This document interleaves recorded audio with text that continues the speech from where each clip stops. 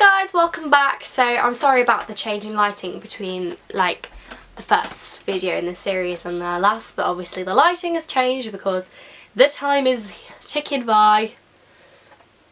But you know, I thought I would just carry this on and finish this series while I was sat filming. So we're on to the third and final video of this mini series, which obviously I'm going to carry on, but I'm calling this a mini series because I haven't got changed. And it's how to revise English literature. I'm not going to do a video on English language because I didn't revise for it at all. I just did the classwork and that was about it, so I can't really help you there. And also I hated that subject so much that I just get triggered by thinking about it. But I'm going to do a video on English Lit because I got an A star at GCSE, which was just hilarious. And I've just got my mock results back and I got 28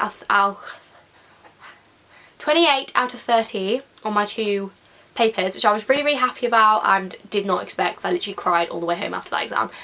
But you know, clearly they were impressed, so I feel like my revision techniques must be working, which is good. But also I literally spend most of my life feeling like I'm not doing enough for English, so don't feel alone if you feel like you just can never do enough for English and you're going to fail, because that's how I felt all the way through year 11, all the way through this year. Just generally that's how I feel with English, how everyone feels with English.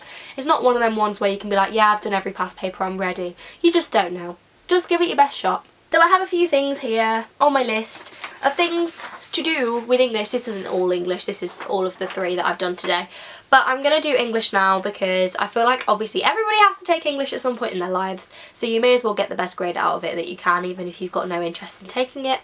I didn't think I was going to take it until like results day, so. So my main revision tip for English is Mr. Brough. Now you may be thinking, how can you recommend a person as a revision technique? Mr. Brough is so important. I cannot explain to you how much value his videos are to everybody. They are so important if you are taking English literature, especially if you are taking English literature, the new spec on AQA or anything like that. If you're taking the new spec, his videos are of absolute like paramount importance for you to pass your exams, because he has spent hours upon hours upon hours upon hours upon hours going through the new mark schemes, talking to AQA examiners, doing all the new poems, everything like that, uploading analysis videos, technique videos. It's just going to be so useful for you. I could never take full advantage of Mr. Brough because I was on OTR and he does AQA predominantly, but his videos are so important to anyone that is studying AQA English, especially his technique videos. I would recommend wholeheartedly that you sit and watch every single one of those videos, because if you don't, you are the one to blame. Not him, not me. Those videos will tell you exactly how to answer those questions and how to get the marks, because the new exams are harder than the old ones. I'll admit that. Yes, they are. But no person can ever come to me saying, I can't learn quotes, I can't do this, I can't. Because if I can, you can. I literally was panicking thinking, I can't learn these quotes. I reeled them off like a mad woman in my exam. They come back to you. But what I'm saying is here, Mr. Brough is your #1 source of English literature revision.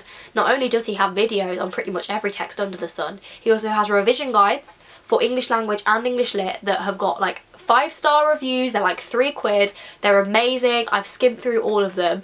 They're so useful. I've got the A-level one, indispensable, use it all the time. Just go and see what he's got to offer, because I guarantee you will find stuff of use on his channel and on his website. And he also does one-to-one tutoring as well if you pay. He's just a lifesaver, and honestly I don't think anyone will be watching this that hasn't heard of Mr. Brough, because he is kind of what people associate with like English on YouTube.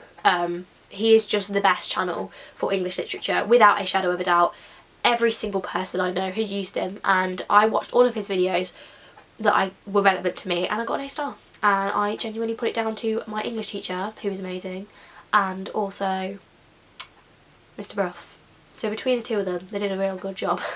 So my first main actual tip for revision, because obviously Mr. Brough is great and I'm sure you've all clicked off this to go and watch Mr. Brough's videos now, but for non-YouTube revision, my main tip will be to reread your text. And you may be thinking, how is that even revision? It's revision, okay? I revised for my English A-level mock by rereading both Chaucer and Gatsby and annotating Gatsby again. Now, before you're like, well, how did you annotate it in the first place? I didn't annotate my texts the first time I did it. I did for Chaucer, but I didn't for Gatsby. I wrote my notes in like a big Word document that went through every single chapter. So over Christmas, I reread Gatsby a chapter at a time. I read the chapter with the audiobook because I find that I learn best by reading and hearing at the same time.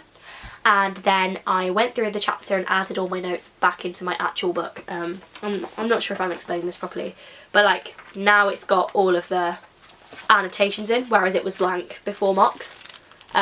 So when I come to reread this again, which will probably be Easter now, or around that time, I will already have all the annotations in there. And if the book is cheap enough, this was £1.99, buy it again, rewrite out your annotations again when you reread it, because when I got into the mock, so many quotes just leapt out at me and annotations from this, because I personally don't learn very well from just rereading my annotations. I learn from writing, so I imagine that I will probably buy this again. I know it's like £1.99, but and then I'll reread it whilst transferring over my annotations. It just works for me. And for Chaucer, the weekend before my mock, I reread it all the way through. I read a page, I paused the audio recording, I read the annotations, I did the next page, next page, next page, and it just helps you to put the whole thing into context.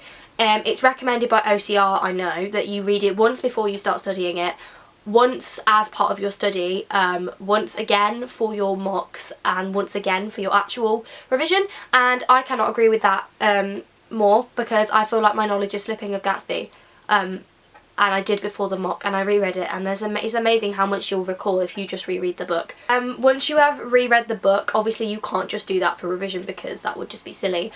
You kind of need to collate your knowledge, because it's all well and good knowing the book inside out, but you need to be able to hear a theme, a character, and just think of quotes, think of ideas that instantly link with that character.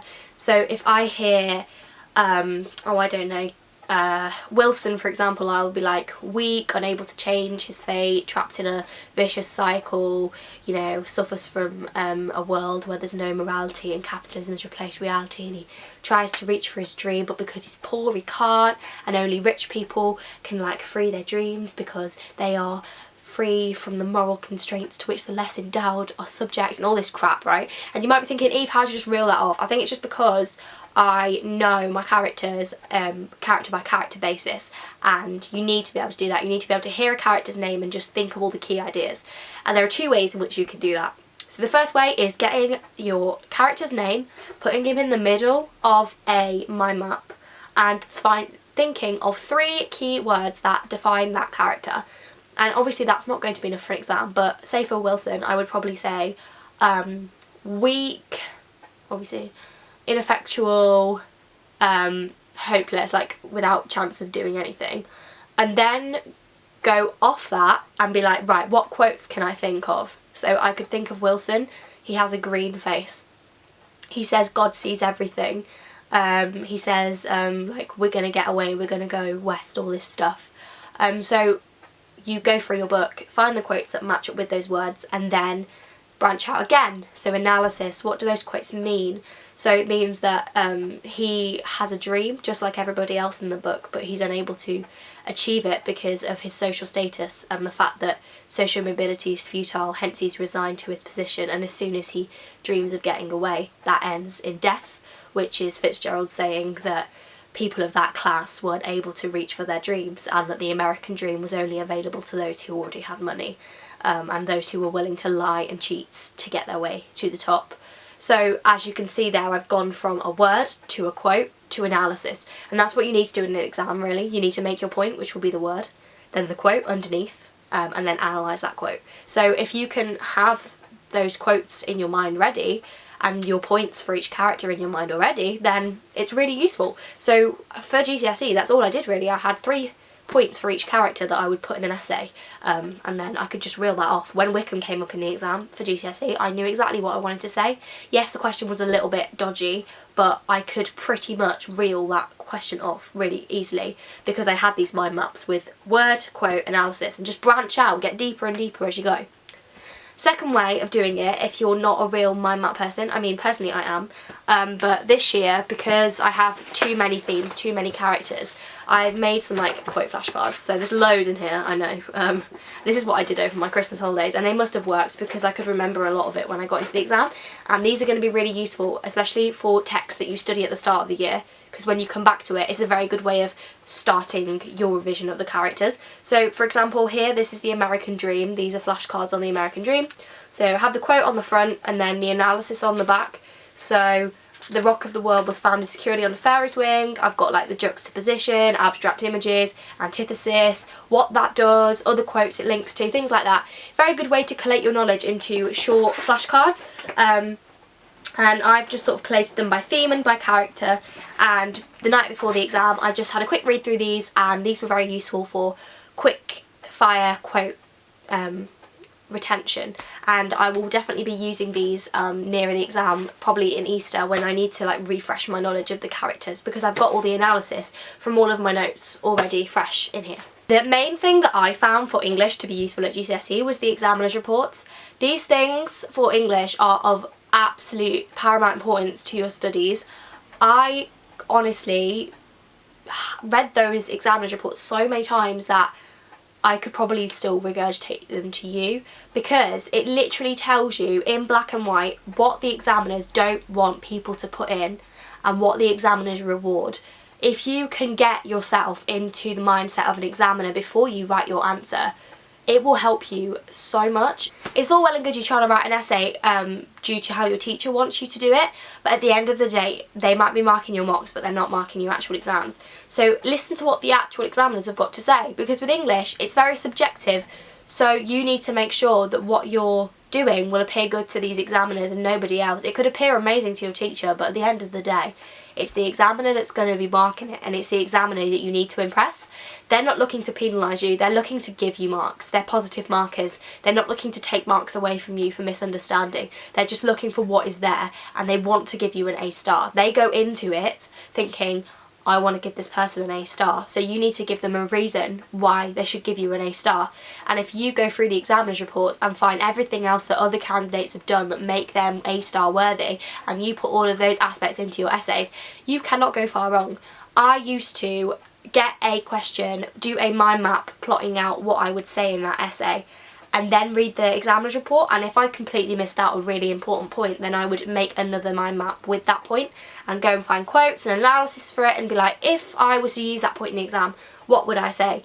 They're so important to do, and honestly I would definitely say that exam reports were probably, behind Mr Brough, the most useful thing for me was to read examiners reports, especially for AQA2. AQA and OCR are very hot on examiners reports, and there are absolutely loads. Even for the old spec it's still really useful. And that ties in with knowing the mark scheme for English, because if you don't know the mark scheme, you don't know what the weighting are for the assessment objectives, you're not going to get the marks. For example, for my A-level, I do Gatsby and Chaucer, as I've already said, and Tempest and Streetcar, but I know Gatsby and Chaucer better because I've been studying those. Gatsby is very much weighted on context, which is AO3, whereas Chaucer is very, very heavily weighted on AO2. So for my mock, I didn't really do much language analysis in my Gatsby essay, I won't lie, whereas my Chaucer was pretty much all language analysis, and I got the same mark, even though they were two different weighted essays, because that's what matched the mock criteria. So you can know everything there is to know about Chaucer, but if you don't put in the language analysis and you put way too much context in, you're going to lose the marks. It's just a case of getting what the examiners want. You have to play the exam game. If you don't play the exam game, you can have an amazing understanding of a subject, but they won't reward you for it. And the final thing to do with playing the exam game is past papers. English, obviously, is quite a slog, and if my English teacher's watching this, which she might be, well, she's not my English teacher anymore, but, you know, she might be watching this, she got so fed up with me because she mentioned a student that did loads of past papers the year before and got an A star. So I literally did every single past paper I could get my hands on, and I even made up my own past paper questions for things that hadn't come up yet, and I did every single one of them and made her mark every single one of them to the point where she literally wouldn't let me hand in anymore, and I went from getting 19 out of 24 to 20 out of 24. 21 to 22. By the end I was getting 23 and 24 solidly on all my essays, and I got full marks on that paper in the exam.